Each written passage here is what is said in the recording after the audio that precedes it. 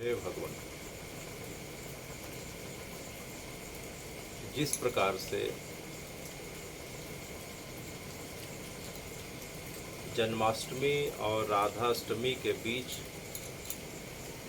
की यह भाद मास की जो कल की तिथि चतुर्थी पड़ रही थी, जिसे हम भादो मास की शुक्ल पक्ष की चतुर्थी के नाम से जानते हैं, और उसका एक नाम जो है श्री गणेश चतुर्थी भी है।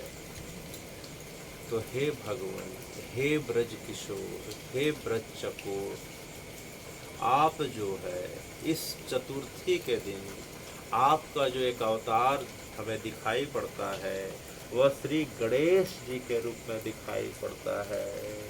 वस्तुतः गणेश जी जो है और कुछ नहीं, वह साक्षात श्री कृष्ण के अवतार हैं, जो अपने आराध्य शंकर पार्वती महादेव उमा महादेव की सेवा के लिए आप उनके स्वयं पुत्र के रूप में अवतरित होते हैं। तो यह जो तिथि है, गणेश चतुर्थी की तिथि है जो कल पड़ी थी, वह साक्षात कृष्ण तिथि ही मानी जाती है। कृष्ण और गणेश में मूलतः कोई अंतर नहीं। तो हे भगवान, जगत में अपने माता पिता का किस प्रकार से सम्मान किया जाए, उन्हें किस प्रकार से आदर प्रतिष्ठा दी जाए, इसी बात को आप जो है प्रतिपादित करने के लिए आप स्वयं गणेश के रूप में अवतरित होते हैं। और यह जगत में सर्वविदित है कि किस प्रकार आपने माता पिता को जो है पूरी पृथ्वी और आकाश मानते हुए 7 बार परिक्रमा करी, जिसके कारण आपको जो है गणा नाम अधिपति सा गणेशा, अर्थात जो है सभी देवताओं का, महिषियों का, विद्यापतियों का, जो है सभी लोगों के जो अधिपति हैं, उनका नाम क्या कहलाया? श्री गणेश कहलाया। तो हे भगवान, जो भाद मास की जो है कृष्ण पक्ष की अष्टमी के दिन आपका कृष्ण के रूप में प्रागट्य होता है, और भाद मास के शुक्ल पक्ष की चतुर्थी के दिन हे भगवान आपका श्री गणेश जी के रूप में प्रागट्य होता है। इस प्रकार से हे भगवान, मूलतः तत्व रूप में तो आप एक ही हैं, लेकिन जगत में अनेक सिद्धांतों को और अनेक आचार विचारों को जो है प्रतिपादित करने के लिए, जिसके कारण यह सनातन की परंपरा चलती आई है और चलती रहेगी, उसी कारण से हे भगवान आपके अनेकों अनेक अवतार होते आए हैं। तो चूँकि गणेश जी अभी विराजे हैं, तो हम जो है हे भगवान आपका जो गणेश जी के रूप में स्वरूप देखते हैं, उसमें जो है बच्चों से लेके जो है सबके लिए जो है जो मंत्र बताया गया है सब साथ में उच्चारण करेंगे। उसके बाद जो है हम आज की कथा में आगे बढ़ेंगे। वक्रतुंड महाकाय सूर्यकोटि समप्रभा वक्रतुंड महाकाय सूर्यकोटि समप्रभा निर्विघ्नं कुरु मे देव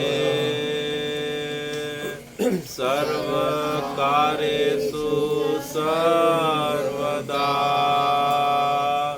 निर्विघ्नं कुरु मे देव सर्वकार्येषु सर्वदा।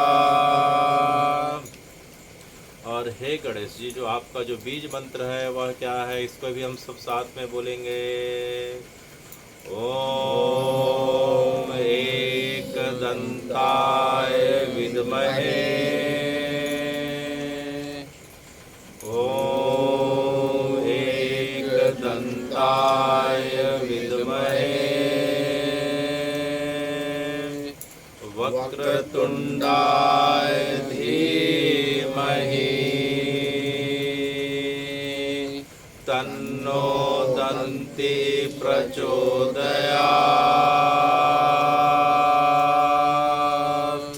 ओम एकदंताय विद्महे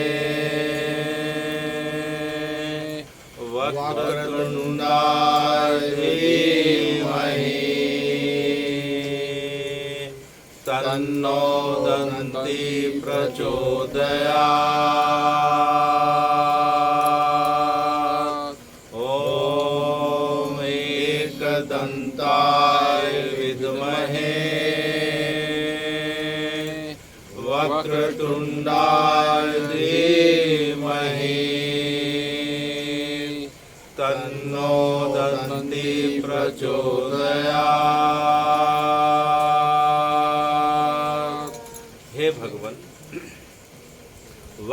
तुंड महाकाय, आपका जो है तुंड अर्थात सूंड, सूंड को जो है संस्कृत में क्या बोला जाता है? तुंड बोला जाता है।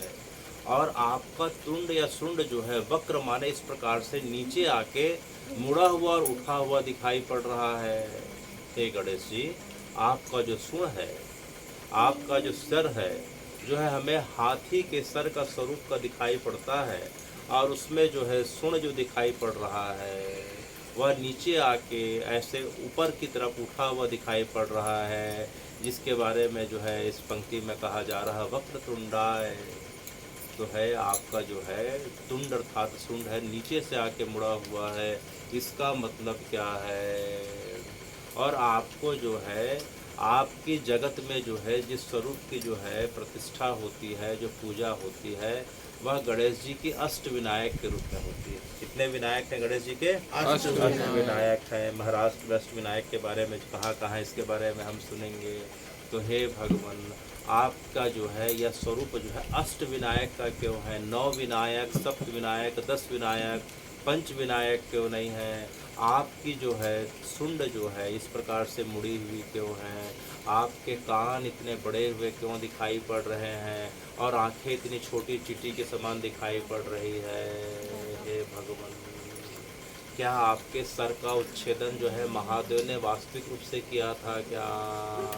तो हमारी परंपरा जो है इतनी अद्भुत और इतनी वैज्ञानिक है कि हम आस्था और धर्म के आधार पे समझना चाहें तो उसे भी हम समझ सकते हैं, विज्ञान के आधार पे समझना चाहें तो उसे भी समझा जा सकता है। तो गणेश जी का सर जो हाथी का, उसे हम तीनों प्रकार से समझ सकते हैं। जो सबको पता है कि एक बार जो है पार्वती जी जो है स्नान के लिए गई तो सामने जो है अपने पुत्र गणेश जी को उत्पत्ति करके उन्हें बैठा दी, और किसी को आने के लिए मना करी तो शंकर जी आते हैं तो गणेश जी उन्हें पहचान नहीं पाते हैं। शंकर जी बार बार अंदर जाने की बात करते हैं, गणेश जी नहीं मानते हैं, तो शंकर जी को क्रोध आता है और बोलते हैं कि जो है मेरा पुत्र होते हुए मुझे नहीं पहचान रहा, तो उनके सिर का उच्छेदन कर देते हैं। तो जो है हाहाकार मच जाता है, पार्वती जी जो है गुस्से में और अनशन कर बैठती हैं। तब जो है पार्वती जी के गुस्से को शांत करने के लिए श्री हरि अर्थात विष्णु जी जो है जाके पूरे जगत में ढूंढते हैं कि गणेश जी जैसा सिर कहाँ मिलेगा।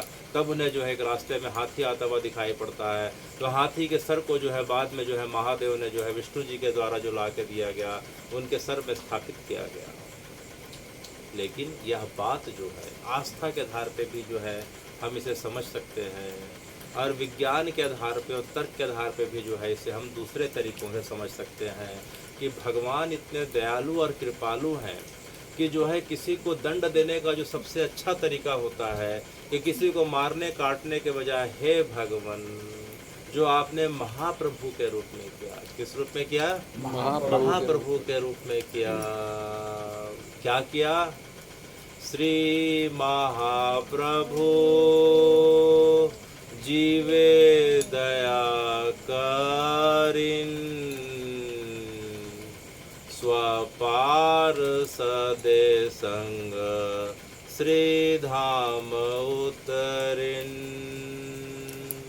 तो हे भगवान, आपका जो महाप्रभु के रूप में अवतार हुआ उसमें ना आपके हाथ में बांसुरी थी, ना आपके हाथ में चक्र था, ना दंड देने के लिए कोई साधन थे।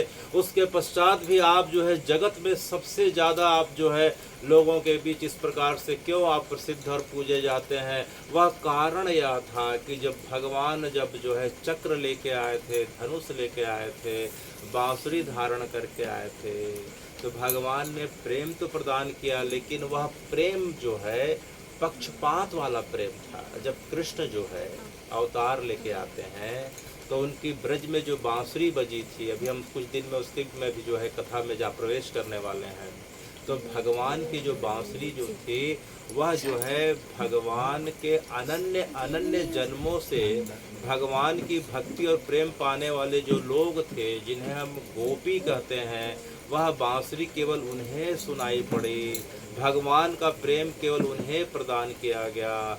लेकिन हे भगवान, जब आप महाप्रभु के रूप में आए, श्री राम कृष्ण चैतन्य महाप्रभु के रूप में जब आए, तो आपके हाथ में बांसुरी नहीं थी, लेकिन आपने जगत में जो है सबको अपना प्रेम प्रदान किया। जो आपसे प्रेम करता था उसे भी, जो नहीं करता था उसे भी, जो आपसे घृणा करता था महाप्रभु, आपने उसे भी अपना प्रेम प्रदान किया। तो कृष्ण लीला में तो जो है हे भगवान, आपने कई जगह पक्षपात किया, लेकिन महाप्रभु के रूप में जब आते हैं तो आपने सिर्फ अपने प्रेम का दान करके पूरे जगत के लोगों का मन को मथ डाला और मन को बदल के जो है भगवान के चरणों में लगाया। तो जो है संसार की सबसे महत्वपूर्ण घटना यही मानी जाती है कि किसी को दंड देने का तरीका यह है कि उसके अंदर से कुसंग का भगवान त्याग करा के उसे सत्संग की ओर मोड़ देते हैं। उसके विचारों का परिवर्तन करना है, उसके मस्तिष्क को बदलना कहलाता है। विचारों का परिवर्तन ही मस्तिष्क को बदलना कहलाता है। तो हे भगवान, जब शंकर जी आप जब जाते हैं और गणेश जी वहाँ बैठे रहते हैं तो शंकर जी जो है यह देख के दुखी हो जाते हैं कि मेरा पुत्र होने के बाद भी मुझे पहचान नहीं पाया। तो भगवान ने उनके ऊपर कृपा करी और उनके मस्तिष्क के विचारों को बदल दिया। तो किस प्रकार के उनके अंदर विचार आ गए और किस प्रकार का मस्तक आ गया। तो हे भगवान, हम सभी प्राणियों में देखते हैं कि हाथी के सिर में गजमुक्ता होती है। हाथी के मस्तक पे क्या होती है? गजमुक्ता होती है। जैसे सर्प के सिर में मणि होती है, हमने सुना है, उसी प्रकार से हाथी के सिर में गजमुक्ता होती है। वह गजमुक्ता जो है इतनी दुर्लभ वस्तु है कि जिस व्यक्ति को प्राप्त हो जाए या हाथी के सर में होने के कारण जो है हाथी के अंदर जो है उसकी बुद्धिमता इतनी ज़्यादा मानी जाती है कि हाथी जैसा बुद्धिमान और विशाल प्राणी जो है इस जगत में अन्यत्र देखा नहीं गया है। उस गज मुक्ता के कारण जो है हाथी अत्यंत बुद्धिमान श्रेणी का माना जाता है।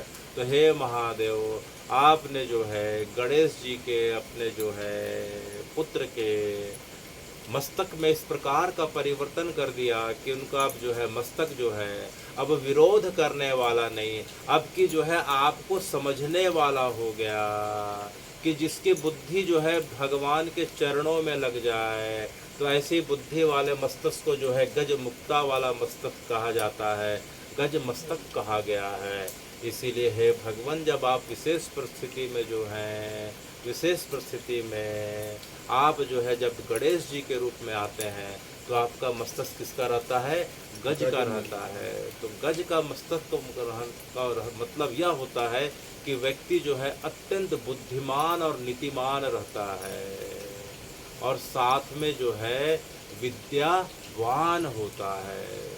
तो उसके मस्तिष्क की पहचान इस प्रकार से होती है कि कई व्यक्ति बुद्धिमान होते हैं तो उसके अंदर अहंकार हो जाते हैं, लेकिन बुद्धिमान व्यक्ति की वास्तविक पहचान यह होती है कि वह जो है विद्यावान हो जाता है, उसके अंदर नम्रता आ जाती है, उसके अंदर विनम्रता आ जाती है, अहंकार नहीं रहता। तो हे भगवान, आपने जो है गणेश जी के मस्तक के जो है विचारों को आपने इस प्रकार से परिवर्तित कर दिया, क्योंकि मन कहाँ होता है? मस्तक में होता है। विचार कहाँ से आते हैं? मस्तक से आते हैं। तो आपने गणेश जी के जो है सिर को काटा नहीं, अपितु उनके विचारों को परिवर्तित कर दिया। हाथी के कान बड़े बड़े होते हैं, वह जो है कई मीलों की दूरी की आवाज़ों को पहले से पहचान जाते हैं। इसका मतलब यह होता है कि हे गणेश जी, जिस प्रकार से जगत में जहाँ भी अच्छी बातें हो रही हो, काम की बातें हो रही हो, ज्ञानवर्धन की बातें हो रही हो, सत्संग की बातें हो रही हो, आप तुरंत कानों को खड़ा करके उस ओर मोड़ लेते हैं और वहाँ से अच्छी चीज़ों को जो है अपने कानों के माध्यम से हृदय में ग्रहण कर लेते हैं। जहाँ संसार की, माया की, व्यर्थ की, कुसंग की बातें होती है, उस जगह से अपने कान को आप ढांक लेते हैं। उसी प्रकार से हमारे कान होने चाहिए। कान अगर जो है हमारे जो है संसार में रहते हुए भी केवल और केवल कुसंग और जो है इस प्रकार से माया में पड़े हों, हे भगवान, तो ऐसे कान सर्प के समान, अहिराज के समान कहे गए हैं। किसके समान? सर्प के समान कहे गए हैं। कान होने और नहीं होने का कोई मतलब नहीं है। अगर जो है हमारे कानों में दिन भर में भगवान की बातें ना जाएं, कथा ना जाएं, लीला प्रसंग ना जाएं, नाम सुनने को ना मिले, तो ऐसी कान होने का मतलब नहीं है। और बड़ी कान का मतलब यह हुआ, बड़ी कान जैसे हम किसी को बोलते हैं वह तो बड़ी नाक वाला है, इसका मतलब नहीं कि उसकी नाक बड़ी हो जाती है। उसी प्रकार से बड़ी कान का मतलब यह होता है कि इस संसार में जहाँ भी व्यक्ति रहता हो, अगर उसे भगवान की बात, अच्छी बात, सीखने वाली बात, ग्रहण करने वाली बात, सदाचार वाली बात अगर पता चले तो तुरंत जो है अपने कानों को उस दिशा की ओर मोड़ ले। तो हे गणेश जी, आपकी आंखें इतनी छोटी क्यों हैं? क्योंकि गणेश जी की आंखें जो हैं केवल और केवल अपने लक्ष्य की ओर निर्धारित रहती है। जिस प्रकार से अर्जुन की आंख जो है केवल जो है मछली की आंख पर स्थिर हो गई थी, हमने सुना है, उसी प्रकार से हे गणेश जी, आप जिस काम को ठान लेते हैं, आपकी आंखें केवल और केवल उसी की तरफ जो है, उसके अलावा जो है आपकी आंखें इधर उधर कहीं नहीं जाती। और चाहे विद्यार्थी हो, चाहे गृहस्थ हो, चाहे वृद्धावस्था को प्राप्त हो गए हो व्यक्ति, उसको जो है एक ही लक्ष्य होना चाहिए। विद्यार्थी का लक्ष्य यह होना चाहिए कि जो है विद्या अध्ययन करते हुए ब्रह्मचर्य और माता पिता का पालन की आज्ञा का पालन करते रहे। गृहस्थ का जो है कर्तव्य यह होना चाहिए कि आदर्श जो है गृहस्थ के समान जो जीवन व्यतीत करते हुए अपने उदर पूर्ति के लिए हे भगवान अपने मेहनत से सत्यनिष्ठा के साथ कमाए हुए धन का खुद भी उपभोग करे, परिवार के साथ समाज में भी लगाए। और वृद्धावस्था का मतलब यह होना चाहिए कि हे भगवान, अब आपकी कृपा से जितनी भी सांसें बची है, मैं अपने गृहस्थ जीवन की संसार की जिम्मेदारियों से मुक्त होता हुआ केवल और केवल जो है बचा हुआ समय जो है समाज के कल्याण के लिए, लोगों की सेवा के लिए, और तो और जो है केवल और केवल आपके नाम और तीर्थ जो है विग्रह सेवा के लिए मेरा समय और मन लगे। यह प्रत्येक व्यवस्था का जो है यह नियम बताया गया है। तो इस प्रकार से भगवान आँखों के माध्यम से प्रत्येक अवस्था के लिए यह लक्ष्य हमें दे रहे हैं कि विद्यार्थी अवस्था का क्या लक्ष्य होना चाहिए आँखों के माध्यम से, गृहस्थ अवस्था पे, युवा अवस्था पे और वृद्धावस्था पे क्या होना चाहिए। आंखें केंद्रित है, छोटी अगर आंख, अगर हम किसी को आंख गड़ा के देखते हैं तो धीरे धीरे आंखें केंद्रित हो जाती है, पास पास आ जाती है, छोटी छोटी हो जाती है।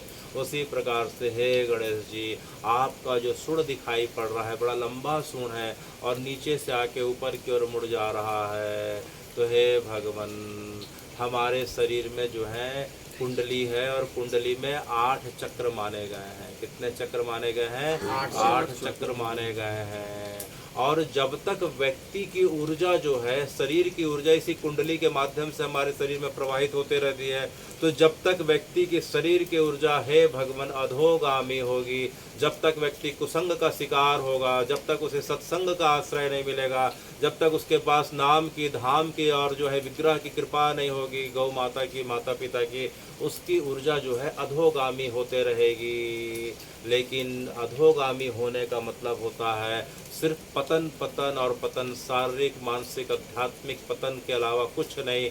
लेकिन हे भगवान, जब आपके ऊपर गणेश जी की कृपा हो जाती है, भगवान के नाम का आश्रय मिल जाता है, सत्संग मिल जाता है, तो आपकी ऊर्जा संसार में और कुसंग में लगने के बजाय धीरे धीरे आप जो है अपनी ऊर्जा को संग्रहित करने लगते हैं। तो ऊर्जा धीरे धीरे अब जो है ऊपर की ओर बढ़ने लगती है। इसे ऊर्ध्वगामी ऊर्जा कहते हैं, जिसके कारण शक्ति का और संचार होने लगता है। व्यक्ति उत्साह से भर जाता है, उसके अंदर अतिशय बल, उत्साह इस प्रकार से आ जाते हैं, जिसके कारण संसार में रहते हुए भी वह जो है हे भगवान अपने दायित्वों को भी पूरा करता है और आपके चरणों में मन भी लगा के रखता है। तो हे गणेश जी, आपका यह स्वरूप तो हम सब के लिए जो है एक प्रकार से उपदेशात्मक है, प्रतीकात्मक है। हमारी आंखें लक्ष्य की ओर निर्धारित कर रही हैं, काने जो है हमें जो है इस प्रकार से बता रहे हैं कि कहाँ क्या सुनना चाहिए, अच्छी बातें क्या नहीं सुनना चाहिए। उसी प्रकार से आपकी सुनों के माध्यम से हम देखते हैं कि हमें प्रयास करना चाहिए कि जहाँ तक हो सके कुसंग को छोड़ के हम सत्संग का आश्रय लें, अच्छे व्यक्ति श्रेष्ठ जगह का आश्रय लें, जिसके कारण हमारी ऊर्जा जो है अब अधोगामी सब क्या होने लग जाए, ऊर्ध्वगामी होने लग जाए। ऊर्जा का प्रवाह जब ऊपर होता है तो व्यक्ति संसार में कितना भी जूझता रहे, लेकिन उसका मन कभी जो है पूरी तरीके से पतित नहीं हो पाता। यही ऊर्ध्वगामी ऊर्जा का परिणाम है। तो हे भगवान, इसीलिए जो है आपके इस श्लोक में स्तुति की गई है। तो हे गणेश जी, वही जो है कृष्ण गणेश जी के रूप में आते हैं। और 2 दिन के बाद हे भगवान अब जो है अब श्री जी के रूप में आने वाले हैं, जिसे हम राधाष्टमी के नाम से जानेंगे। तो हे भगवान, हमने पिछले बार की कथा में सुना था कि जो पूरा ब्रजमंडल है, भगवान के जो प्रपौत्र हैं जिनका नाम था ब्रजनाभ, क्या नाम था? श्री ब्रजनाभ। श्री ब्रजनाभ जो हैं भगवान की रुक्मणी के साथ जो पुत्र हुए उनका नाम प्रद्युम्न है। प्रद्युम्न साक्षात कामदेव के अवतार हैं। तो प्रद्युम्न का जो पुत्र हुआ उसका नाम अनिरुद्ध था, और अनिरुद्ध का जो पुत्र हुआ उसका नाम था ब्रजनाभ। तो हे भगवान, फिर ब्रजनाभ के पुत्र हुए क्या? हाँ, उनके पुत्र थे प्रतिबाहु। उनके पुत्र थे क्या? हाँ, क्या नाम था? सुबाहु। उनके पुत्र थे क्या? शांतसेन। उनके पुत्र थे सतसेन। तो इस प्रकार से यह परंपरा जो है हजारों साल की अभी तक चले आ रही है। तो जो ब्रजनाभ थे, भगवान के शरीर छोड़ते ही भगवान की जो 8 रानियां थी, रुक्मणी थी, भद्रा थी, लक्ष्मणा थी, कालिंदी थी, जो अनेकों अनेक जो रानियां थी, भगवान के साथ शरीर छोड़ देती हैं। उस समय ब्रजनाभ जो है अत्यंत छोटे थे। वे जो है अर्जुन जी के साथ हस्तिनापुर आ जाते हैं। युधिष्ठिर के द्वारा ब्रजनाभ को 6 वर्ष की अवस्था पे ब्रजमंडल का राजा घोषित कर दिया जाता है। ब्रजनाभ जो है जब थोड़ा बड़े होते हैं तो देखते हैं कि उनकी 16,101 माएँ जो हैं यमुना जी के किनारे हर समय बैठ के विलाप किया करती थीं। उन्हें समझ में नहीं आता था बालक को कि मेरी माँ इस प्रकार से इतना विलाप क्यों करती थी।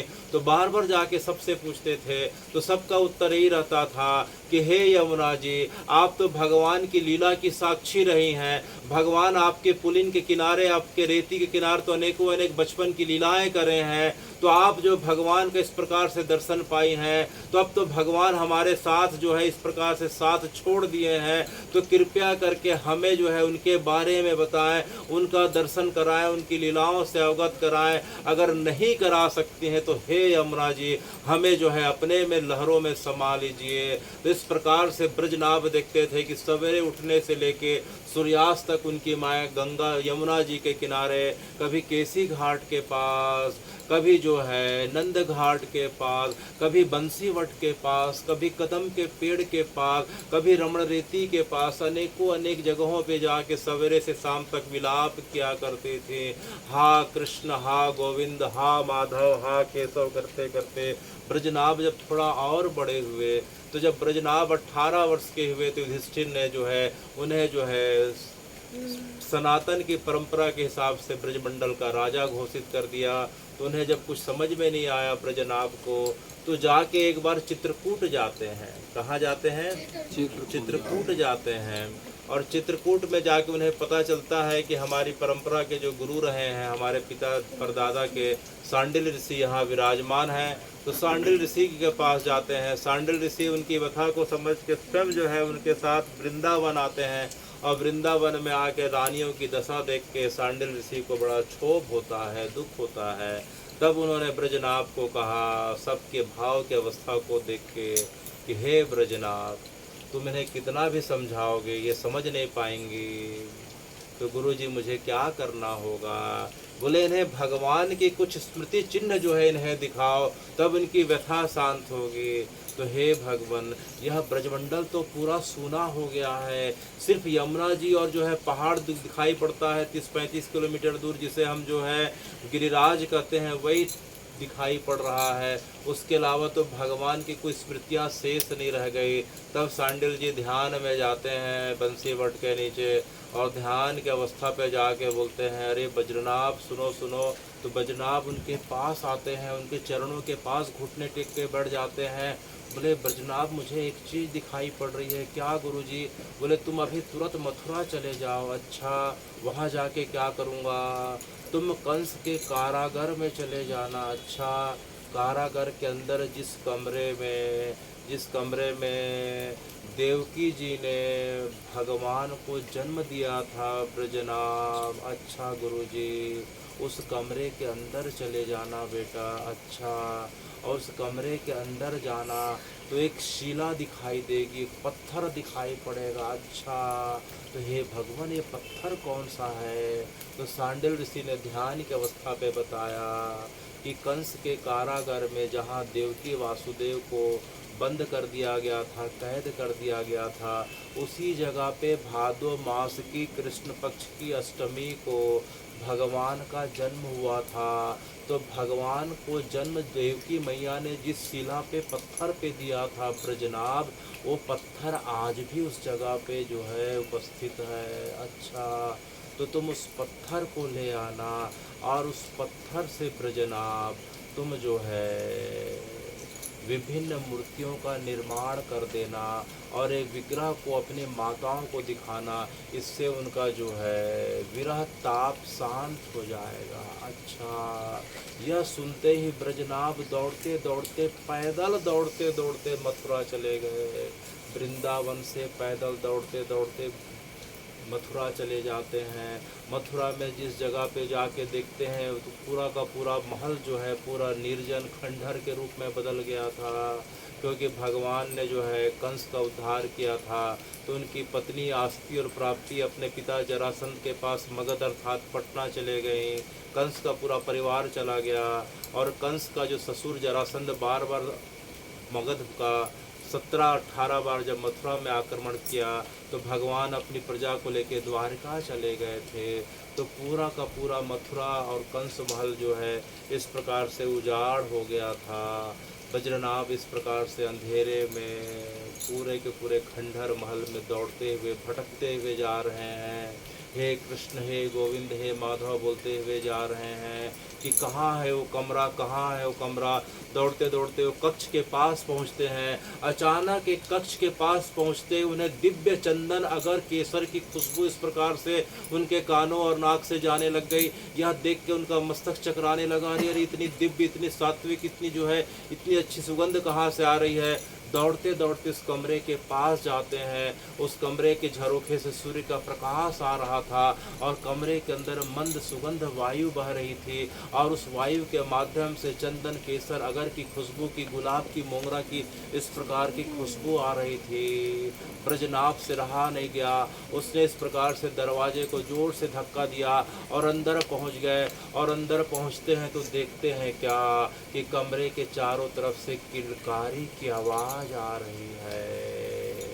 किलकारी की आवाज़ सुनते ही समझ गए कि सांडिल्य ऋषि ने जो बताया है वही जगह है। ये मेरे भगवान की, मेरी परदादा की जगह दिखाई पड़ती है। साष्टांग होके जो है पूरे कमरे को जो है इस प्रकार से दंडवती परिक्रमा करके भगवान को याद करने लग गए और अपने हाथों से पूरे झाड़ को, अपने हाथों से पूरे कमरे की सफाई करने लग गए। धूल मिट्टी से, इस प्रकार के पेड़ के गिरे पत्तों से पूरा कमरा भरा हुआ था। ब्रजनाभ अकेले हाथों से साफ करते जा रहे हैं, साफ करते जा रहे हैं तो अचानक बीचों बीच एक चमकीली शिला दिखाई पड़ी। दोनों हाथों से उसे हटाने लगे। शिले के अंदर से आवाज़ आ रही थी। वह आवाज़ केवल जो है राधा राधा की आवाज़ थी। तो उन्हें समझ में आ गया कि मेरे परदादा की आवाज़ है। तो इस प्रकार से जो है उस शिले को उन्होंने हटाया और उस शिले की चमक को देख के जो है वह बड़े अचंभित हो जाते हैं। कितनी पुरानी शिला आज भी है। गुरुजी ने ध्यान की अवस्था पे जो बताया था वह इतनी बड़ी शिला करीब करीब जो है उस समय की शिला जो है करीब करीब 11 फीट की शिला थी पत्थर का, जिस जगह पे देवकी जी ने भगवान को जन्म दिया था। इसके पश्चात उस जगह को चिन्हांकित करने के बाद वे पूरे के पूरे ऋषि मुनियों को, साधुओं को बुला के लाते हैं और सबको बुलाने के बाद उस शिला की जो है उस जगह से समुचित सम्मान के साथ उठा के जो है उस जगह से दूसरे जगह ले जाते हैं। भारतवर्ष के सभी कारीगरों को, मूर्तिकारों को बुलाया जाता है और जो है ब्रजनाभ ने जो है इस मुख्य शिला से जो है 3 विग्रह का निर्माण कराया। कितने विग्रह का? 3 विग्रह का निर्माण करवाया। पिछले बार की हमने कथा में सुना था कि श्री ब्रजनाभ जी ने जो है पूरे ब्रजमंडल में 8 जो है मुख्य श्री विग्रह की स्थापना करी। तो जो 3 जो श्री विग्रह थे साक्षात वही शिला के थे जिस शिला के ऊपर भगवान का प्राकट्य हुआ था। तो हे भगवान, जो पहला विग्रह बना, जो पहला श्री विग्रह बना, तो जैसा ही श्री विग्रह पहला बन के तैयार हुआ 16,101 रानियों को अर्थात अपनी जो है माताओं को ला के जो है इस प्रकार से दर्शन कराते हैं। कोई माताएं थी, कोई उनकी दादियां थी। तो देखते ही जो है सबका मन बड़ा भर जाता है और देखते ही सब आपस में कानाफूसी करने लगती हैं, अरे अरे ये तो जो है हमारे भगवान के चरण के बराबर हैं। जो शिला का जो विग्रह बना था उसके चरण जो है साक्षात ऐसे लग रहे थे कि कृष्ण के चरण हो। तो सब जो है एक साथ जो है भगवान के चरणों को इस प्रकार से पाने के लिए सब जो है साष्टांग इस प्रकार से जो है पंचांग प्रणाम करने लग गए। ब्रजनाभ ने पूछा कि माता जी क्या हुआ क्या हुआ? तो सभी ने एक स्वर से कहा कि हे ब्रजनाभ, ये इसके चरण जो हैं, इस श्री विग्रह के चरण जो हैं तुम्हारे परदादा के अर्थात श्री कृष्ण के चरण के बराबर दिखाई पड़ रहे हैं। अच्छा, चरण के चिन्हों को भी देखा तो तलवे में जो है इस प्रकार से कमल के, चक्र के, गदा के निशान, एक एक उंगलियां इस प्रकार से कि मानो साक्षात श्री कृष्ण के चरण हो। तो उसे देख के जो है ब्रजनाभ को बड़ी तसल्ली हुई। आज पहले बार जीवन में जो है आज मेरी माताओं का मन इतना जो है प्रफुल्लित है। तो मैया जो है भगवान के चरण के समान जो है इनके विग्रह जो है, इनके विग्रह के चरण जो हैं कृष्ण के चरण के समान हैं। तो इनका नाम क्या रखा जाए? तो इसका नाम जो रखा गया मदन मोहन। क्या रखा गया? मदन मोहन जी। तो श्री मदन मोहन जी का जो विग्रह आज भी जो है करौली में है, वह आज भी जो है उनके चरण चिन्ह जो है भगवान के बराबर हैं।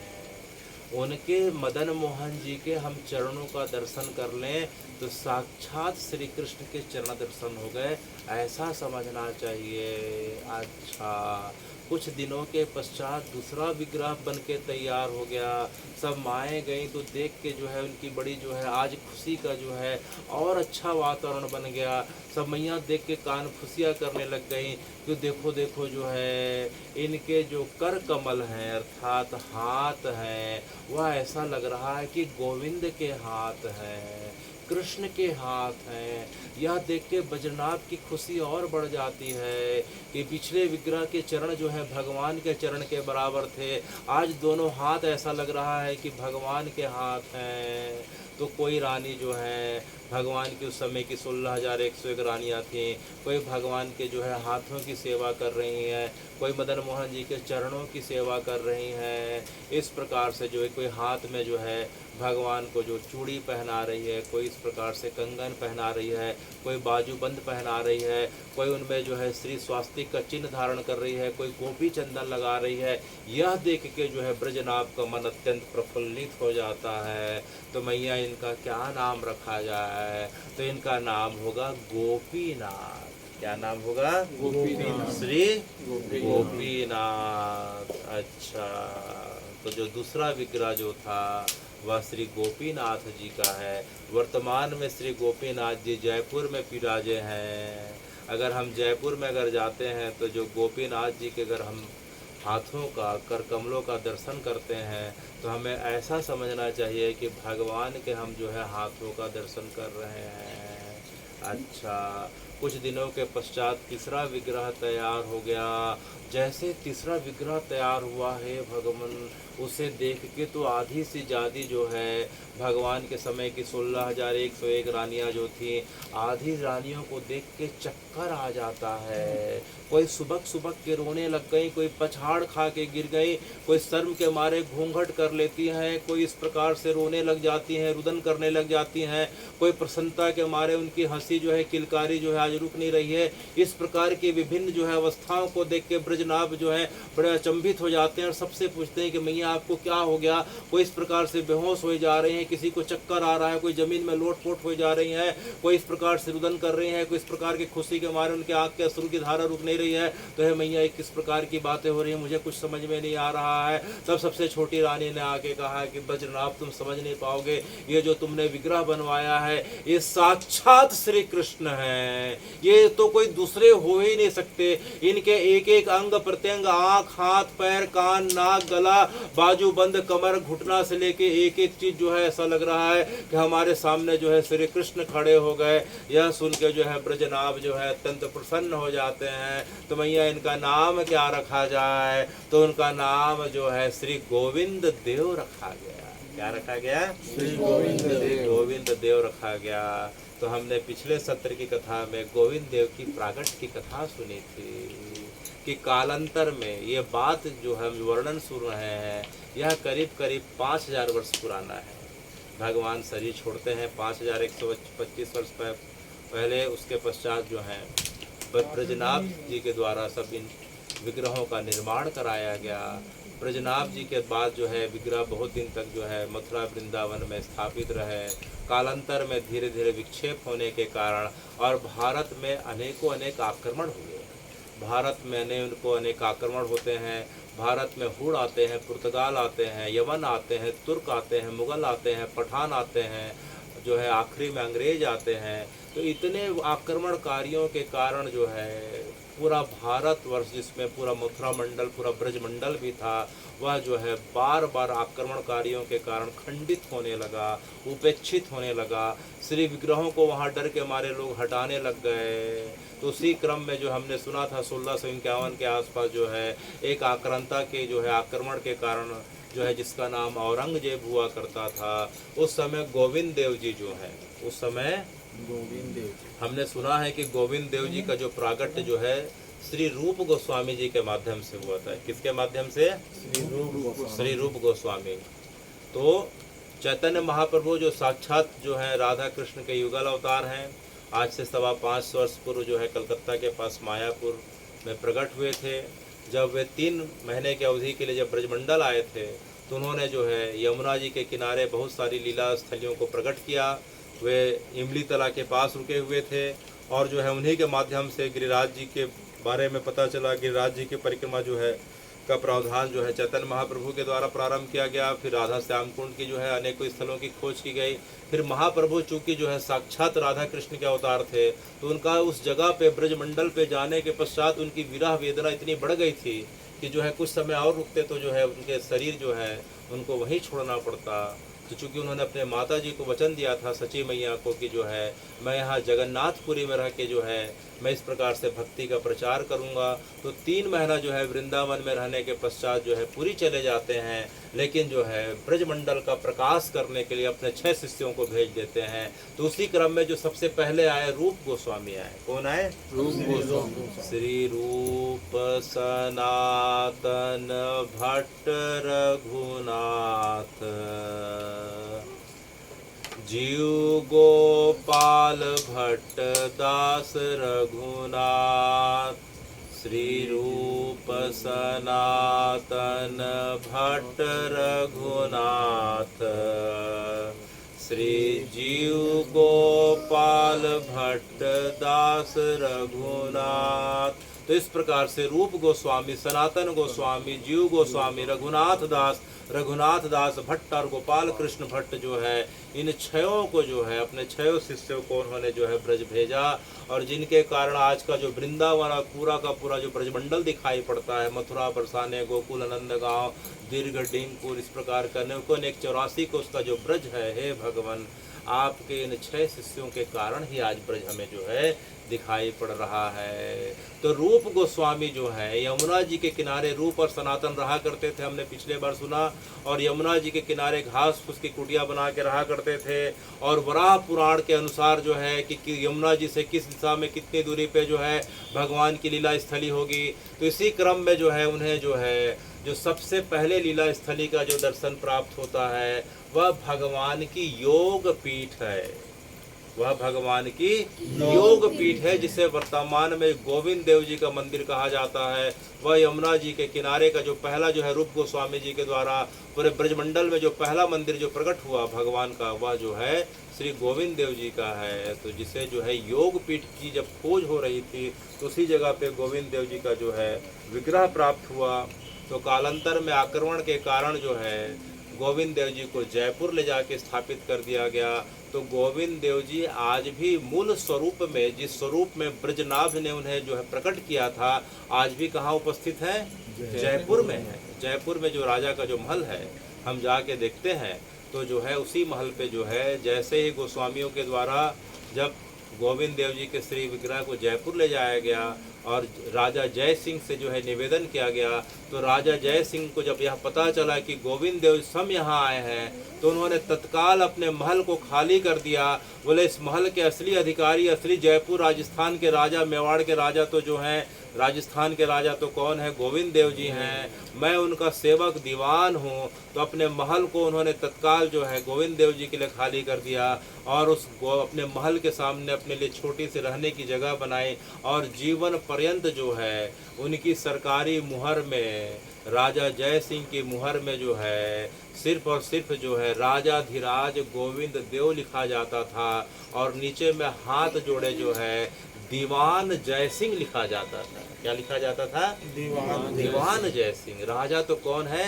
गोविंद देव जी हैं। तो हमने पिछले बार की कथा में सुना था कि रूप गोस्वामी जी के द्वारा गोविंद देव का प्रागट हुआ था। उस समय 7 मंजिला था, आक्रमणकारियों के कारण जो है 4 मंजिलें तोड़ दी गए। अभी जो है 3 मंजिले के रूप में भगवान का जो है प्रतिनिधि विग्रह विद्यमान है। जो मूल विग्रह जयपुर में है, उसी का जो है प्रतिनिधि विग्रह के रूप में गोविंद देव जो आज भी विराजमान है। तो हे भगवान, इस प्रकार से जो है गोविंद देव जी का जो विग्रह दिखाई पड़ रहा है, मंदिर दिखाई पड़ रहा है। थोड़ा सा अगर हम आगे जाते हैं तो एक टीला दिखाई पड़ रहा है। उस टीले का नाम है आदित्य टीला। क्या नाम है? आदित्य टीला। तो हे रूप गोस्वामी जी, हे सनातन जी, ये आदित्य टीला क्या है? तो यह सुन के सनातन जी अत्यंत प्रसन्न हो जाते हैं। अरे भाई देखो, जो आदित्य टीला है वह मुझसे जो है काफ़ी ज़्यादा उस जगह पे मेरा लगाव था। अच्छा, कैसे लगाव गोस्वामी जी? तो सनातन जी ने बताया कि जब गोविंद देव जी का प्रागट हो गया रूप गोस्वामी जी के माध्यम से, तो सनातन जी के मन में बड़ी पीड़ा होने लग गई कि देखो तो देखो, मेरे छोटे भाई रूप को भगवान ने दर्शन दे दिया, उनके लिए प्रकट हो गए।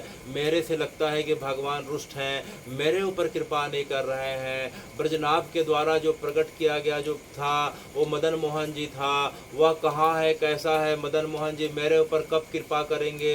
यह सोच के जो है सनातन जी जो है बड़े इस प्रकार से जो है दुखी होके भगवान को पुकारा करते थे, भगवान को पुकारा करते थे। फिर क्या हुआ कि सनातन जी जो है 10 दिन में एक बार मथुरा जाया करते थे, मथुरा में भिक्षाटन के लिए जाया करते थे। तो एक दिन जो है सनातन जी जो है मथुरा में जाते हैं। मथुरा में जिस जगह पे जो है मधुकरी अर्थात भिक्षा मांगने के लिए जाते हैं, वह घर आज भी है। वह घर किसका था? दामोदर चौबे जी का। किसका घर था? श्री दामोदर चौबे जी का घर था। तो दामोदर चौबे जी के घर जाते हैं तो जो है भिक्षाम देही बोलते ही माता जी निकलती हैं। माता जी जो है उस प्रकार से जो है सूखी रोटी की आदत थी, सूखी रोटी ले जाने की हमने पिछले बार सुना। तो जैसे ही रोटी देती हैं तो अचानक जो है सनातन जी की जो है आंखें जाके स्थिर हो जाती हैं। पर्दे के पीछे उन्हें लगा कि उन्हें कोई निहार रहा है और देख के मुस्कुरा रहा है। तो सनातन गोस्वामी ऐसे करके देखते हैं, पर्दा इस प्रकार से खिसकता है हवा से, तो उन्हें दिखाई पड़ता है अरे अरे, तो जो है कोई मुझे देख रहा है, देख के मुस्कुरा रहा है। तो थोड़ा 2 कदम आगे बढ़ाए तो वो इशारा करने लगा। इतने में माता जी ने कहा कि गोस्वामी जी कहाँ जा रहे हो? यह सुन के ठिठक जाते हैं, फिर प्रणाम करके बोलते हैं अच्छा भैया मैं चलता हूँ। लेकिन पलट के देखते हैं तो वह बालक उसे जो है हाथ देख के बुला रहा था। यह देख के उन्हें जो है रास्ते भर उस बालक के बारे में सोचने लगे, वह कौन था जो मुझे देख के इस प्रकार से हंस रहा था, कौन मुझे बुला रहा था। चले तो गए लेकिन उनका ध्यान केवल और केवल जो है अब चौबे जी के घर में उस बालक की ओर था जो 10 दिन में मथुरा जाया करते थे। आज सवेरे से फिर पहुंच गए, फिर जो है दरवाजे पे खड़े होकर जैसे आवाज़ दी, माता जी बोले कि जो है गोस्वामी जी आज फिर कैसे आ गए? अभी तो अब तक जो है आप 10 10 दिनों में आते थे। क्या बताऊं मैया, आपके अंदर जो बालक दिख रहा है उसका स्वरूप इतना सुंदर है, वह देख के मुझे मुस्कुरा रहा है। तो माता जी ने सिर पकड़ लिया। अरे गोस्वामी जी, लगता है ज़्यादा भूख प्यास के कारण जो है आपका थोड़ा दिमाग हो गया होगा। बोले क्या हो गया मैया? बोले वो बालक नहीं, वो तो मूर्ति है। अच्छा मूर्ति है, दिखाओ। तो उन्होंने मूर्ति को ला के दिखाया।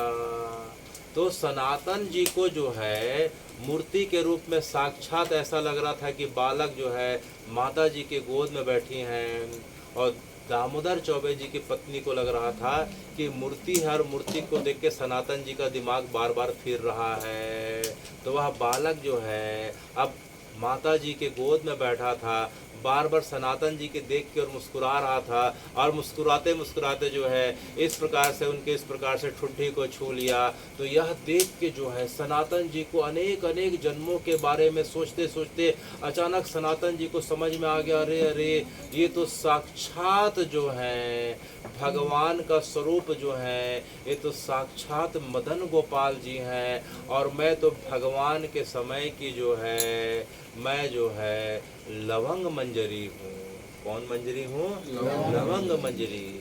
राधा जी की 8 सखियाँ, और 8 सखियों में प्रत्येक सखियाँ की 8 सखियाँ। तो रूप मंजरी, लवंग मंजरी, इस प्रकार से जीव मंजरी, अनेकों अनेक तुलसी मंजरी। तो उसमें से जो है सनातन जी को जैसे उन्होंने स्पर्श किया तो समझ में आ गया, उन्हें द्वारिका लीला के दर्शन होने लग गए।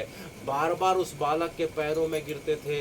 माता जी को समझ में नहीं आता था, बाबा लगता है तुम 10 दिनों के भूखे हो, इसलिए जो है तुम्हारी अवस्था ठीक नहीं है, तुम बैठो, मैं तुम्हारे लिए पानी लाती हूँ, कुछ खिलाती हूँ। तो जो है माता जी जिस प्रकार से फिर अंदर रसोई में गई, वह बालक जो है सनातन जी के साथ इस प्रकार से मस्खरी करने लगा। कभी सनातन जी के गाल को, कभी इस प्रकार के उनके पेट को चिमट देता था, फिर भाग जाता था।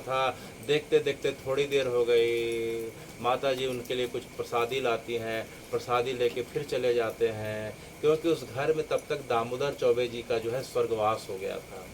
तो तीसरे दिन फिर आ गए। तो मैया ने पूछा कि गोस्वामी जी आज फिर आ गए, आखिर बात क्या है? तो उन्होंने जो है पूरी बात बता दी कि मैया मैं रास्ते भर सवेरे से लेकर रात तक, रात से लेकर सवेरे तक केवल मैं आपके जो है इस बालक के बारे में सोचता हूँ। तो कृपया करके मुझे इसके बारे में आप ठीक से बताइए कि आपके पास ये आया कहाँ से? तब जो है माता जी ने कहा कि गोस्वामी जी, जो हमारे घर में जो चौबे जी थे, जो श्री दामोदर चौबे जी थे, उनके गुरु थे श्री अद्वैताचार्य। कौन थे? श्री अद्वैताचार्य। अद्वैताचार्य। अच्छा माता जी, ये अद्वैताचार्य जो हैं, अच्छा ये बताइए कि चैतन्य महाप्रभु के पहले के हैं क्या? बोले हाँ हाँ। आपको कैसे पता? तो सनातन जी उस समय चुप हो गए। बोले माता जी मैंने सुना है थोड़ा बहुत। अच्छा कृपया करके और बताइए। तब जो है माता जी ने बताना प्रारंभ किया कि सनातन जी जो घर के मुखिया थे श्री दामोदर चौबे जी, वे जो है वृंदावन में अद्वैताचार्य एक जो है महान संत आए थे। वे वृंदावन में जो है गोस्वामी जी, वे जो हैं एक टीले के ऊपर रहा करते थे। अच्छा, और जब भी नीचे उतरते थे तो अभी हम जो बांके बिहारी का मंदिर देख रहे हैं, अच्छा हाँ मैया, बांके बिहारी मंदिर के पीछे जो वीआईपी पार्किंग है, उसके हम थोड़ा सा और आगे जाते हैं तो एक बरगद का पेड़ दिखाई पड़ रहा है। हाँ हाँ दिखाई पड़ रहा है, जिसे हम अद्वैत वट कहते हैं। उसी पेड़ के नीचे जो है अद्वैताचार्य रहा करते थे, और हर समय जो है यह सोचा करते थे कि हे भगवान, मैं आपके जो स्वरूपों में सबसे जो है भक्तों को जो सबसे ज़्यादा आनंद देने वाला स्वरूप है, जिसे हम जो है मदन मोहन का स्वरूप बोलते हैं, क्योंकि भक्तों को केवल आपके चरणों की कृपा चाहिए, तो मदन मोहन के रूप में आपके चरण की कृपा उस जगह पे छिपी हुई है। तो हे भगवान, यह ब्रजमंडल तो पूरा सुना पड़ा है, तो हे मदन मोहन जी, आप हमें कहाँ मिलेंगे? आप हमें कहाँ मिलेंगे? तो एक दिन अद्वैताचार्य इस प्रकार की भावना कर रहे थे, तो करते करते नींद आ जाती है। तो अद्वैताचार्य को जो है अचानक जो है एक जोर से प्रकाश हुआ। जोर से प्रकाश हुआ तो देखते हैं मदन जी खड़े हुए हैं, और मदन जी एक तरफ इशारा कर रहे हैं। तो उसके इशारे को देखते हुए जो है अद्वैताचार्य दौड़ पड़ते हैं, एक टीले के ऊपर चढ़ते हैं। टीले के ऊपर चढ़ के वह बालक रुक जाता है, तो उन्हें समझ में आ जाता है। उस टीले की जो है वो फिर से खुदाई करते हैं, अपने हाथों से खुदाई करते हैं। तो खुदाई करने के थोड़ी देर बाद देखते हैं एक श्री विग्रह प्रकट हो गया। यह विग्रह किसका विग्रह था?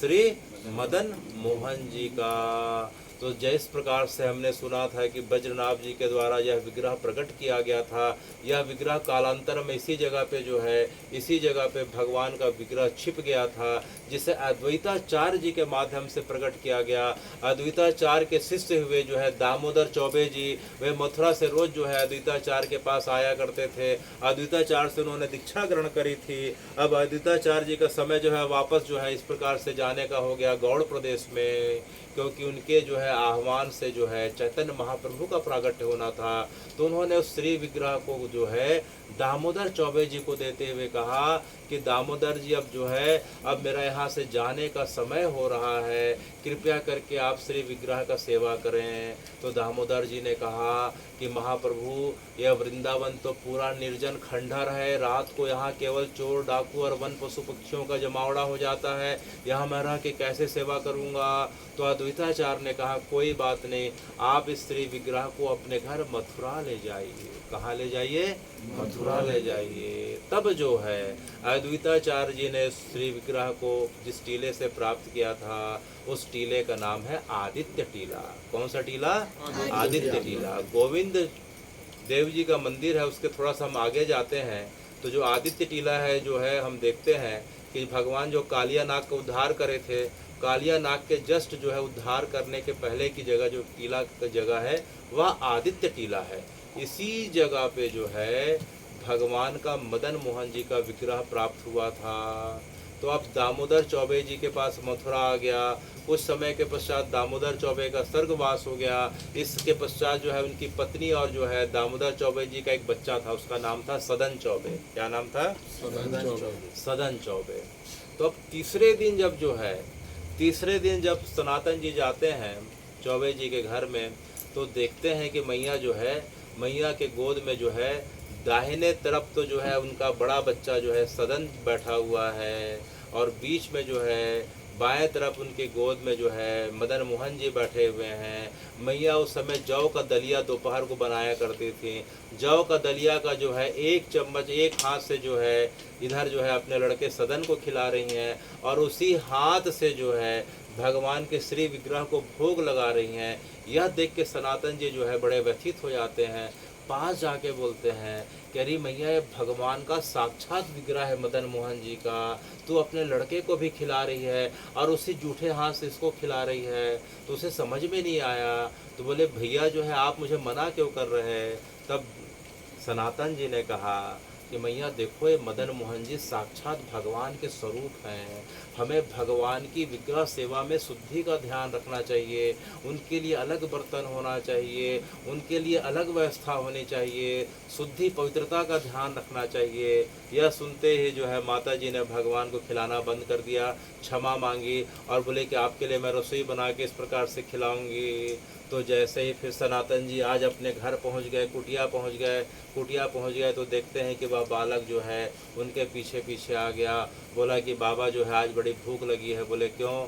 बोले आज तूने मुझे खाने से मना कर दिया। बोले मैंने कहाँ मना किया? बोले मैं मैया की गोद में बैठ के पा रहा था, तूने आके मना कर दिया कि ऐसे खिला वैसे खिला, इस प्रकार के नियम लगा दिए। ये बता तेरे पास कुछ खाने है को तो खिला। तो बोले मेरे पास खाने को तो कुछ है नहीं, न खिलाने को है, तो तूने मुझे मना क्यों किया? ऐसा बोल के जो है सनातन जी को जो है जोर से चोटी खींच के बालक अंतर ध्यान हो गया। सनातन जी दौड़ते हुए वापस जाते हैं और माता जी के चरणों में गिर जाते हैं और बोलते हैं कि माता जी, नियम जो है शुद्धि के आचार व्यवहार के नियम तो जो है एक स्तर तक काम आते हैं, लेकिन भगवान के प्रति इस प्रकार का सायुज्य हो जाए, इस प्रकार से प्रेम हो जाता है तो ये नियम काम नहीं आते। तो एक गोद में सदना को बैठा और एक गोद में मदना को बैठा और जितना खिलाना है खिला। तब मैया जैसे बैठा के जो है एक गोद में सदन और एक तरफ मदन जो है दोनों के दोनों विग्रहों के द्वारा जो है भगवान ने पूरा जो है इस प्रकार से भोजन ग्रहण कर लिया।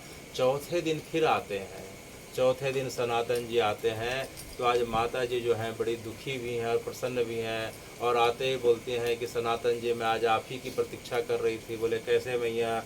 बोले देखो आज भगवान ने मुझे सपने में आदेश किया कि देखो अब तो 24 जी भी नहीं रहे, अब मेरा शरीर भी वृद्धावस्था को प्राप्त हो रहा है और हो सकता है कि मेरे बाद भगवान के विग्रह की सेवा हो ना हो। तो भगवान ने रात को कहा कि मैया जो है अब मैं वापस वृंदावन जाना चाहता हूँ। कहाँ जाना चाहता हूँ? वृंदावन जाना चाहता हूँ। तो कल सनातन जी आएंगे तो उन्हें प्रदान कर देना। तो मैया रोते रोते जो है मदन मोहन जी को आज किसे प्रदान कर रही हैं? श्री सनातन जी को प्रदान कर रही हैं। तो सनातन जी जो है भगवान के श्री विग्रह को लेके कहाँ के स्थापित करते हैं? आदित्य टीले पे। किस जगह पे? जिसको वर्तमान में मदन मोहन जी का मंदिर कहा जाता है। तो गोविंद देव जी के मंदिर के आगे हम जाएं तो जो है मदन मोहन जी का मंदिर है, वो काफ़ी ऊंचे टीले पे स्थित है। तो हे भगवान, इसका नाम आदित्य टीला क्यों? इस जगह का नाम आदित्य टीला क्यों है? वह नाम इसलिए है कि भगवान जब कालिया नाग का जब उद्धार करे थे, जब पानी के अंदर जाके कालिया के साथ इस प्रकार से उठापटक कर रहे थे, तो उनके शरीर की गर्मी जो है कालिया के जहर के कारण बहुत बढ़ गई थी और भगवान को बहुत मेहनत करना पड़ा था। तो जो है भगवान जो है इस प्रकार से ऊपर आते हैं तो घंटों पानी में थे। तो घंटों में पानी में होने के कारण जो है, पानी के कारण जो है अब उनका पूरा शरीर इतना गीला हो गया था कि भगवान इसी जगह पे टीले पे चढ़ के जो है थोड़ा देर विश्राम के लिए रुकते हैं। तो जैसे सूर्य भगवान को पता चला कि भगवान इस जगह पे विश्राम कर रहे हैं और गीले हैं, तो सूर्य तत्काल उस जगह पे पहुंच जाते हैं और अपनी कोमल कोमल रश्मियों के माध्यम से, माने किरणों के माध्यम से भगवान के शरीर का, बाल शरीर का जो है इस प्रकार से गीलेपन को, ठंडक को जो है दूर कर देते हैं। तो इस जगह का नाम क्या पड़ा? आदित्य, अर्थात सूर्य। जिस जगह पे सूर्य भगवान को जो है ठंडक पहुंचाया था, उस जगह का नाम क्या है? आदित्य टीला। तो आदित्य टीले के बगल की जो जगह दिखाई पड़ रही है, हे भगवान, उसी जगह पे जो है सनातन जी ने आपको, अर्थात मदन मोहन जी को स्थापित कर दिया। मदन मोहन जी तो स्थापित हो गए। तो सनातन गोस्वामी जी का कर्म क्या था कि जो है मथुरा से जो सूखी रोटी आती थी उसे हफ्ते में एक बार यमुना जी के जल से धो के खाते थे। अब उन्होंने क्या किया कि जो है गोपाल जी को एक हफ्ता पुराना खिलाना ठीक नहीं, तो अब रोज़ जो है अब आटा मांगने लग गए। क्या मांग के लाते थे? आटा। तो रोटी बनाने आती नहीं थी, तो आटा को यमुना जी के जल में इस प्रकार से घोल देते थे और लकड़ी को इस प्रकार से करके चूल्हे में इस प्रकार से जो है आधा अधूरा कड़ा जो है, जो मोटी रोटी होती है, उसको बना लिया करते थे। और उस यमुना जी के किनारे जो जंगली घास हुआ करती थी, पेड़ की पत्तियों को तोड़ के चटनी अर्थात साग बना लिया करते थे और मदन मोहन जी को इस प्रकार से भोग लगा के खुद भी पा लिया करते थे। 3-4 दिन तो हो गया। एक दिन मदन मोहन जी हाथ खड़े करके उनके सामने आ गए। बोले जो है बाबा आज मैं भोजन नहीं ग्रहण करूँगा। बोले क्यों, क्या बात है? बोले आप मुझे इतनी सूखी सूखी रोटी खिलाते हो, कम से कम इसमें नमक तो डाल दिया करो। क्या डाल दिया करो? नमक तो डाल दिया करो। तो यह सुनते ही सनातन जी का जो है पारा एकदम चढ़ गया और जो है पारा चढ़ गया और भगवान के सामने खुद दोनों हाथ को रख के बोलते हैं कि मदन मोहन जी देखो आपकी बात ठीक नहीं है। मैं कहाँ बंगाल का प्रधानमंत्री हुआ करता था, बस सब राजकाज को छोड़ के आके यहाँ केवल जो है केवल आपके नाम की सेवा करने के लिए इस जगह पे आया हूँ। ना मेरे पास कुछ खाने को है, ना मैं किसी से मांग सकता हूँ। तो ये बताओ कि आज मैं आपको नमक ला के दे दिया, आप सही सही बताना। अब सनातन जी उनके पास बैठ जाते हैं, मदन मोहन जी के पास बैठ जाते हैं और बोलते हैं कि अच्छा सही सही बताओ, आज मैं आपको नमक ला के दिया तो कल आप मुझसे भूरा अर्थात शक्कर मांगोगे नहीं। तो भगवान मुस्कुराने लग गए। तो सनातन जी समझ गए कि आज नमक दूंगा तो कल शक्कर अर्थात भूरा मांगेगा। अच्छा कल अगर शक्कर दूंगा तो अच्छा ये बताओ कि परसों आप मुझसे जो है खीर मांगोगे नहीं। तो भगवान और मुस्कुराने लग गए। अच्छा इसके बाद बताओ कि रबड़ी मांगोगे कि नहीं। भगवान अब खिलखिलाने लग गए। तो सनातन जी को समझ में आ गया कि अगर आज इनको नमक दिया तो रोज़ इनकी जो है कुछ ना कुछ मांग बढ़ते जाएगी। तो सनातन जी उनके कान को पकड़ते हुए बोलते हैं कि देखो भैया, तुम तो जो है ब्रज के ठाकुर हो, तुम तो 56 भोग चखने वाले हो, मैं तो फक्कड़ आदमी, मैं तो केवल आपकी नाम की सेवा करने के लिए आया हूँ, तो भैया मुझे क्षमा कर दो, मैं तुम्हारी कुछ भी व्यवस्था नहीं कर सकता। तुम्हें सूखी रोटी खानी है तो जैसी बना रहा हूँ वैसी खाना पड़ेगा, अगर तुम्हें 56 भोग खाना है तो भैया तुम जानो। तो यह सुन के जो है मदन गोपाल जी मुस्कुराते हुए सनातन जी के गोद में बैठ जाते हैं और उनके और ऊपर की ओर आँख करके बोलते हैं, अच्छा बाबा ये बताओ कि तुम मेरे लिए व्यवस्था नहीं करो, कोई बात नहीं, तुम अपना भजन करो, तुम्हारे भजन में ही मेरी प्रसन्नता है। लेकिन एक बात पूछूं? बोले क्या? अगर मैं अपनी व्यवस्था खुद कर लूं तो तुम्हें कोई आपत्ति तो नहीं? तो सनातन जी ने कहा, इसमें मेरी क्यों आपत्ति होगी, आप तो ब्रज के ठाकुर हो, आपको जो व्यवस्था करना है करो। तो भगवान ने मुस्कुराते हुए कहा कि बाबा मुझे अपनी व्यवस्था करने तक खूब आता है, अब देखो। तो फिर दूसरे दिन क्या हुआ? इस प्रकार से सनातन जी भगवान को आधी अधूरी रोटी, मोटी रोटी इस प्रकार से खिलाने वाले थे कि जो है यमुना जी में एक जहाज जा रहा था। क्या जा रहा था? जहाज जा रहा था। अभी भी हम जाके देखें तो गोविंद देव जी का जो मंदिर है या जिस जगह पे भगवान ने कालिया नाग का उद्धार किया था, पहले यमुना जी उस जगह तक बहा करती थी। अब समय के हिसाब से यमुना जी सूखते जा रही हैं, तो गोविंद देव जी का मंदिर, मदन मोहन जी का मंदिर, कालिया नाग वाला जो किनारा है, पहले यमुना जी उस जगह तक बहा करती थी। तो दिल्ली का एक सेठ था, उसका नाम था रामदास कपूर। क्या नाम था? रामदास कपूर। तो कपूर सेठ के नाम से जो है पूरे क्षेत्र में बहुत प्रसिद्ध था। वह जहाज में जो है अपने व्यापार के लिए सामान लेके, खास तौर से मसाले और कपड़े लेके जो है और राशन का सामान लेके वह आगरा जा रहा था। तो पूरा जहाज उसके सामान से भरा हुआ था। अचानक जो है इसी आदित्य टीला के पास उसका जहाज आता है और किसी कारण से जहाज फंस जाता है। जहाज अपने जगह से टस मस नहीं होता। आसपास के लोगों को बुला के जहाज को हटवाने का बहुत प्रयास करता है, जहाज हटता नहीं है। अब सोचता है क्या होगा क्या होगा। देखते देखते 3 दिन बीत गए। तब किसी ने बताया कि उस टीले के पास जाना, वहाँ एक साधु रहते हैं, हो सकता है तुम्हारी मदद करें, बड़े सिद्ध महात्मा हैं। तो जो है कपूर सेठ दौड़ते हुए जो है उस जगह पे जाता है जहाँ जो है सनातन जी भगवान की सेवा कर रहे थे। तो सनातन जी से पूछा कि महाराज मेरा जो है लाखों का सामान जहाज में पड़ा है, अटक गया है, कुछ दिन में ख़राब हो जाएगा, मेरे ऊपर कुछ कृपा करे। तो सनातन जी ने कहा, देखो भाई, मेरे को भगवान के नाम और भजन के अलावा कुछ नहीं आता। तुम्हारे ऊपर अगर वाकई कृपा हो सकती है तो सामने बैठा भाई कुछ कर सकता है। तो कौन बैठा है? बोले वो टेढ़े पैर वाला है, कभी देख के किसके ऊपर क्या कृपा करे कोई नहीं जानता। तो इस प्रकार से जो है सनातन जी ने कपूर सेठ को बोला। कपूर जी मदन मोहन जी के विग्रह के पास चले गए। उस समय सनातन जी ने जो है मदन मोहन जी के लिए कुछ नहीं किया था, माने एक छोटा सा झाड़ फूस का इस प्रकार से कुटिया बना दी थी और उसके अंदर एक पत्थर के ऊपर उनको स्थापित कर दिया था। तो कपूर सेठ जो है भगवान के सामने खड़े होकर बार बार जो है उनसे प्रार्थना करने लग गए कि भगवान मेरे जहाज़ को निकाल दो, जहाज़ को निकाल दोगे तो जितना भी मेरा जो है मुनाफा होगा, जितना भी प्रॉफिट होगा, मैं आपकी सेवा में लगा दूंगा। तो भगवान ने कोई इस प्रकार से जवाब नहीं दिया। तो बोले भगवान इसके बाद मैं जो आपके लिए बड़ा मंदिर बना दूंगा। भगवान कुछ नहीं बोले। भगवान इसके बाद जो है मेरी कई पीढ़ियों तक आपकी इस जगह पे सेवा होती रहेगी।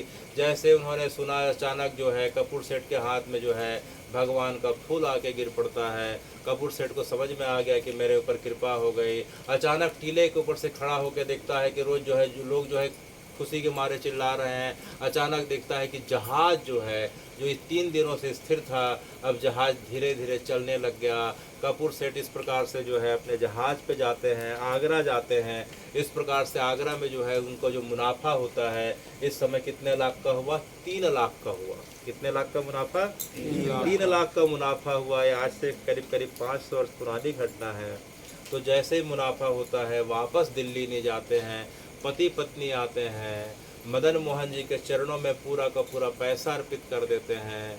तो सनातन जी ने कहा कि जो है तुम इस जगह पे जो संकल्प करे हो कपूर, वो अपने संकल्प को पूरा करो। तो देखते देखते जो है मदन मोहन जी का भव्य मंदिर बन जाता है। मदन मोहन जी की कृपा इस प्रकार से होती है कि पति पत्नी दोनों उस जगह पे रुक जाते हैं, वापस दिल्ली फिर कभी नहीं गए। उसके पश्चात तब से लेकर आज तक यह परंपरा चल रही है कि उस मंदिर की देखभाल उन्हीं के परिवार के द्वारा की जा रही है। तो धीरे धीरे उस जगह पे जो है लोगों का आना जाना बढ़ने लगा, उस जगह पे प्रसिद्धि बढ़ने लग गई। तो यह देख के मदन जो है, यह देख के सनातन जी ने जो है आज मदन गोपाल के पास गए और बोलते हैं कि देखो गोपाल जी, मैं तो यहाँ अकेले के लिए आया था, अब लोग काफ़ी बढ़ने लगे, अब मैं यहाँ से जाता हूँ। तो सनातन जी भगवान को प्रणाम करके आगे जा रहे हैं, भगवान उनके पीछे पीछे जा रहे हैं। पीछे पीछे जाते जाते भगवान जो है सनातन जी की धोती को पकड़ लेते हैं। सनातन जी पलट के देखते हैं, मदन गोपाल जी खड़े हैं। सनातन जी नीचे बैठ गए, मदन गोपाल जी को अपने गोद में बैठ लिए। मदन गोपाल जी उनके चिबुक अर्थात गाल को छूते बोलते हैं कि बाबा तुमने भी मुझे प्रकट किया, तुमने ही लोगों के बीच मुझे इस प्रकार से पहचान दिलाई और मुझे छोड़ के जा रहे हो बाबा, ऐसा मत करो। तो मदन गोपाल जी ने कहा कि मदन गोपाल जी ने को जो है सनातन जी ने कहा कि मदन गोपाल जी, मेरी आदत तो जो है अयाचिक वृत्ति की है, मैं लोगों के बीच नहीं रह सकता, लेकिन जो है मुझे तो अपने गुरु जी का जो है कार्य करना है। मेरे गुरु जी ने बताया है कि इस जगह पे जो है आपके जितने लीला स्थली उन्हें प्रकट करना है, आपके ग्रंथों का अनुवाद करना है, लोगों के बीच कृष्ण नाम का प्रचार करना है।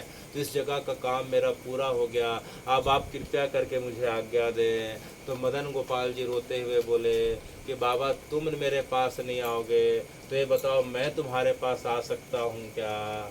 तो भगवान ने इस प्रकार से मदन गोपाल जी ने सनातन जी से आज्ञा मांगी। सनातन जी ने जो है भगवान को गले लगाते हुए कहा कि भगवान ये पूरा ब्रजमंडल तो आप ही का है, आप इतने कृपालु हैं कि आप मुझसे पूछ रहे हैं, आपका जब मन हो आप मेरे पास आइए, जब मन हो मुझे प्रेरणा दीजिए, और तो और जो है जब मेरी इच्छा हो हे भगवान आप अपने जो है स्वरूप का मुझे प्रकाश कर देना।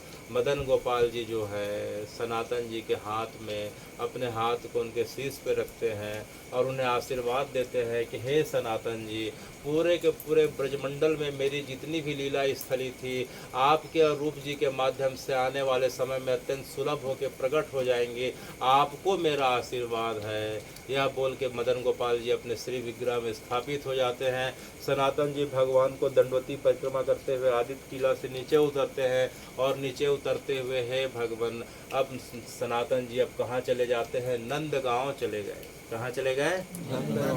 नंदगांव चले गए। तो नंदगांव में एक सरोवर दिखाई पड़ रहा है जिसे हम पावन सरोवर कहते हैं। पावन सरोवर के किनारे बैठ के जो है वहाँ कुटिया बना के अब जो है सनातन जी भगवान का भजन करने लग गए। तो इस प्रकार से जो गोविंद देव जी हैं ब्रजमंडल के पहले जो हैं भगवान के जो है श्री विग्रह के रूप में प्रकट देव हैं, जिन्हें हम गोविंद देव के नाम से जानते हैं। जो दूसरे हैं वो श्री मदन गोपाल जी हैं, जिन्हें हम मदन मोहन जी भी कहते हैं। वर्तमान में मदन मोहन जी कहाँ हैं? राजस्थान के पास करौली करके जगह है, उस जगह पे विद्यमान है। और मदन मोहन जी का जो आदित्य टीला में उनका प्रतिनिधि विग्रह विद्यमान है। तो इस प्रकार से सनातन गोस्वामी जी ने जो है मदन मोहन जी को प्रकट किया, रूप गोस्वामी जी ने जो है गोविंद जी को प्रकट किया। तो हे भगवान, अगर हम वृंदावन जाते हैं तो हम सुनते हैं वहाँ बहुत सारे बिहारी जी हैं। तो वृंदावन में कितने बिहारी हैं? वृंदावन में कितने बिहारी हैं? तो वृंदावन में मुख्य 7 बिहारी हैं। कितने बिहारी? 7 बिहारी। तो जो पहले बिहारी जी हैं वो बांके बिहारी जी हैं। कौन है? श्री बांके बिहारी जी। अच्छा, और उसके बाद जो दिखाई पड़ रहे हैं बिहारी जी का अर्थ होता है, बिहारी भगवान का एक नाम है जो हर समय पूरे जगत में लीला विहार की लीला करते रहते हैं। विहार लीला माने अपने भक्तों को प्रसन्न करने के लिए और दुष्टों का उद्धार करने के लिए जो विहार करते हैं उसको हम लीला कहते हैं। इसलिए भगवान के विहार करने के कारण उनका एक नाम जो है बिहारी है। जो दिन भर अपने भक्तों के लिए विहार करता रहे तो बिहारी जी हो गए। तो वृंदावन में सबसे प्रसिद्ध जो हैं, जो 7 प्रकार के भगवान के श्री विग्रह माने गए हैं, उसमें जो है बांके बिहारी जी, और जो दूसरे विग्रह जो हैं श्री राधा वल्लभ जी। दूसरे विग्रह कौन से हैं? श्री राधा वल्लभ श्री राधा वल्लभ जी। तीसरे विग्रह जो दिखाई पड़ रहे हैं श्री युगल किशोर जी। कौन है? श्री युगल किशोर श्री जी। युगल किशोर जी। चौथे जो श्री विग्रह दिखाई पड़ रहे हैं श्री राधा रमण जी। कौन है? श्री राधा रमण जी। पांचवें जो श्री विग्रह दिखाई पड़ रहे हैं श्री गोविंद देव जी। श्री गोविंद देव जी। छठवें श्री मदन मोहन जी। श्री मदन मोहन और जी। 7वें जो है श्री राधा गोपीनाथ जी। श्री राधा गोपीनाथ तो जी। हे भगवान, इन सबको किनके द्वारा भगवान का जो है प्रागट हुआ? तो जो बांके बिहारी जी जो प्रागट हुए हैं आज से 550 वर्ष पहले, उन्हें प्रकट करने वाले कौन थे? श्री हरिदास वैष्णव जी। कौन थे? श्री हरिदास श्री हरिदास वैष्णव जी। अभी जो है जब ललिता सखी का जो है जब अवतार का समय आएगा राधाष्टमी के 15 दिन बाद, तो हम सुनेंगे कि ललिता जी का एक अवतार हुआ, ललिता सखी का हरिदास वैष्णव जी के रूप में हुआ। निधिवन में बैठ के उन्होंने भगवान को प्रसन्न किया और भगवान उनके सामने जो जिस विग्रह के रूप में प्रकट हुए वह वर्तमान में क्या कहलाता है? श्री बांके बिहारी कहलाता है। हरिदास वैष्णव जी के भजन के कारण, उनके प्रेम के कारण जो है भगवान का विग्रह प्रकट हुआ, वह बांके बिहारी है। अच्छा, तो राधा वल्लभ जी को किसने प्रकट किया? भगवान का एक बांसुरी का अवतार है। भगवान का 550 वर्ष पूर्व जो है एक भगवान की बांसुरी का अवतार हुआ, उसे हम श्री हित हरिवंश जी कहते हैं। क्या बोलते हैं? श्री हित हरिवंश जी कहते हैं। अभी आप सबको दर्शन का जो है अवसर मिला था। तो हित हरिवंश जी ने जो है भगवान को अपने भजन से जो प्रकट किया था, वह वर्तमान में राधा वल्लभ जी के नाम से जाना जाता है। हित हरिवंश जी भगवान के बंसी के अवतार थे। उन्होंने वृंदावन में सखी परंपरा का जो है इस प्रकार से प्रारंभ किया, और आखिरी में अपना शरीर भी जो है बंसीवट में जाके उसकी गुहा में जाके समा जाते हैं हित हरिवंश जी। तो उनके नाम से राधा वल्लभ संप्रदाय, राधा वल्लभ मंदिर का इस प्रकार से प्रागट हुआ। और स्वामी प्रेमानंद जी जो है उन्हीं परंपरा के जो है उसी मठ के प्रमुख माने जाते हैं वर्तमान में, जो हम प्रेमानंद जी का जो दर्शन करते हैं। उसके पश्चात जो है हरिराम व्यास जी के द्वारा श्री युगल किशोर जी का प्रकट हुआ। वर्तमान में युगल किशोर जी पन्ना, मध्य प्रदेश के पन्ना में स्थापित है। कहाँ स्थापित है? पन्ना में है। वो हरिराम व्यास जी के भक्ति के कारण जो है भगवान का जो स्वरूप प्रकट हुआ, उसे हम जो है युगल किशोर जी कहते हैं। उसके पश्चात हम देखते हैं कि मदन मोहन जी सनातन जी के द्वारा, गोविंद देव जी किसके द्वारा? रूप गोस्वामी के द्वारा। तो इस प्रकार से जो है ब्रज के जो है मुख्य 7 ठाकुर हैं। कितने ठाकुर है? 7 ठाकुर हैं। तो बांके बिहारी हो गए, राधा वल्लभ हो गए, राधा गोपीनाथ हो गए, मदन मोहन जी हो गए, गोविंद देव जी हो गए, और राधा रमण जी हो गए। राधा रमण जी को जो है चैतन्य महाप्रभु के जो शिष्य थे श्री गोपाल कृष्ण भट्ट जी के द्वारा जो है उनके द्वारा जो है प्रकट किया गया। तो राधा रमण जी का जो है मंदिर अभी हम गए थे, तो राधा रमण जी जो है गोपाल कृष्ण भट्ट के द्वारा प्रकट हुए हैं। तो इस प्रकार से भगवान के जो ब्रज की लीला तब से अनंत काल से लेके चले आ रही है और अनंत काल तक चलते रहेगी। तो हे भगवान, तो ये जो ब्रज है, ब्रज में जो है किसी व्यक्ति को जो है ब्रज रस का अनुभव कैसे हो, किसी व्यक्ति को ब्रज रस का अनुभव कैसे हो, और ब्रज रस का अनुभव होने का उसका फल क्या मिलता है। तो ब्रज रस का अगर व्यक्ति को अनुभव हो जाए तो हे भगवान, उसे साक्षात जो है आपकी जो रास मंडली में स्थान मिल जाता है। कहाँ मिल जाता है स्थान? रास मंडली में। अभी जो है 28 अक्टूबर को महारास पूर्णिमा आने वाली है, जिस समय भगवान का महारास हुआ था। तो भगवान अपनी लीला मंडली में शामिल कर लेते हैं। एक बार ब्रज रस का जिसे अनुभव हो जाए तो हे भगवान, तो ब्रज रस का अनुभव कैसे हो? तो जिस व्यक्ति का जन्म या तो ब्रजमंडल में हुआ हो पहला, या जिसकी मृत्यु जो है ब्रजमंडल में हुई हो दूसरा, या तीसरा कि जो व्यक्ति जो है ब्रजमंडल का दर्शन करके जो है ब्रज की रज को धारण करके आया हो, या चौथा वह व्यक्ति अगर जो है जा नहीं पाया हो तो लेकिन जो व्यक्ति ब्रजमंडल की रज को धारण करके आया हो, राधा श्याम कुंड के उस जो है चंदन के समान जो है उस जगह के जो है कीचड़ को धारण करके आया हो, जो गोपी चंदन को धारण करके आया हो, तो उसकी रज को कोई व्यक्ति धारण कर लेता है तो उसके समान जो है ब्रज रस के समान जो है उसका स्वरूप हो जाता है। और आखिरी में हे भगवान, जो व्यक्ति चारों चीज नहीं कर पाया वह केवल बैठ के केवल और केवल जो है हरे कृष्णा कृष्णा कृष्णा हरे हरे, हरे राम राम राम हरे हरे, हरे कृष्ण कृष्ण कृष्ण हरे हरे, हरे राम राम राम हरे हरे, हरे कृष्ण कृष्ण कृष्ण हरे हरे, हरे